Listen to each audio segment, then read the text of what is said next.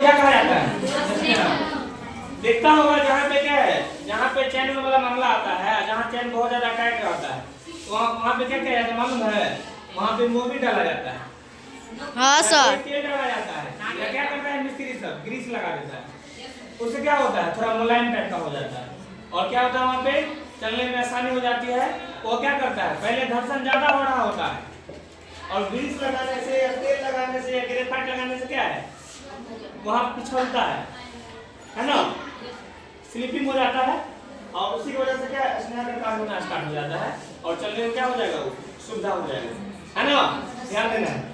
देखता है आप पेंसिल से लिखता है ना कॉपी पे, कभी कभी हाथ में लगता है तो क्या हो, फिसलते रहता है, फिसलता है ना पेंसिल वाला।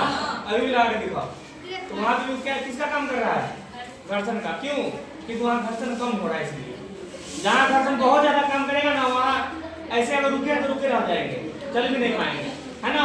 तो ध्यान देना है, घर्षण कम करने वाले पदार्थों को स्नेह कहा जाता है और स्नेह में क्या क्या आ जाएगा, तेल आ जाएगा, ग्रीस ग्रेफाइट ये सही ग्रेफाइट आ जाएगा। ये सभी किसका काम करता है, स्नेह का, ठीक है ना। अब ध्यान देना है, कर्षण, यहाँ घर्षण नहीं है, कर्षण है। तो तरलों द्वारा लगाए गए घर्षण बल को, तरल मतलब क्या हुआ, लिक्विड फॉर्म में जो रहता है तरल पदार्थ, जो तरल पदार्थ है ना, तरल पदार्थ है जो लिक्विड फॉर्म में रहता है। एक होता है ना द्रव गैस, हाँ। तो द्रव का मतलब क्या होता है, लिक्विड, हाँ। पानी वाला गुण पकड़े हुए रहता है। तो तरल पदार्थ है ना, उस पर जो घर्षण बल काम करता है उसको क्या कहते हैं, कर्षण करते हैं। उसके बाद है लौटने घर्षण, बाकी से स्पष्ट है क्या, लुढ़क के जाएगा। अब ध्यान दो, जब कोई वस्तु किसी अन्य वस्तु पर लोटन करती है, लुढ़कती है ना, तो वहां जो घर्षण बल काम करेगा वो क्या हो जाएगा, लौटने घर्षण। उसका उदाहरण ध्यान दो, सड़क पर वाहन का चलना यानी गाड़ी का चलना, है ना, लुढ़कती हुई गेंद, यहाँ क्या करते हैं, गेंद को घुरका देते हैं, घुरकता है ना, तो वहां भी क्या काम कर रहा है, लौटने घर्षण काम कर रहा है। उसके बाद भारी वस्तुओं को लुढ़काना यानी क्या करना, घुरका देना।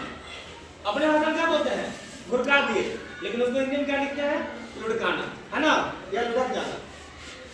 कोई बुढ़ा है ना 80-90 साल का, वो लुढ़क जाता है, नहीं लुढ़कता है, मतलब मान लो कहीं घुमकेरी पर बैठा है, नहीं लुढ़क गया, है ना, तो वही हुआ लुढ़क जाना, है ना, यानी गिर जाना। अब ध्यान देना है सबसे घर्षण, तो बात से स्पष्ट है, थोड़ा टेढ़ा मेढ़ा होकर चलेगा, कहीं सीधा भी होकर चलेगा। अरे कभी सांप क्या है, टेढ़ा भी चलता है, खाली बच के रहना, ठीक है। चलो ठीक है।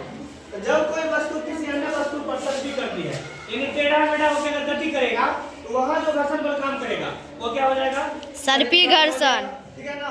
जैसे मैं हाथों को आपस में, आप ध्यान दो, यहाँ क्या कर रहे हैं, हाथ को रख रहे हैं, देखो ऐसे जो कर रहे हैं कैसे हाथ चल रहा है, ऐसे तो नहीं करते हैं, ऐसे भी करते, थोड़ा टेढ़ा मेढ़ा हो ही जा रहा है, इन्हें ना सीधा हो रहा है, नहीं थोड़ा टेढ़ा मेढ़ा हो रहा है, मतलब क्या सांप की तरह घूम रहा है, काम कर रहा है ना।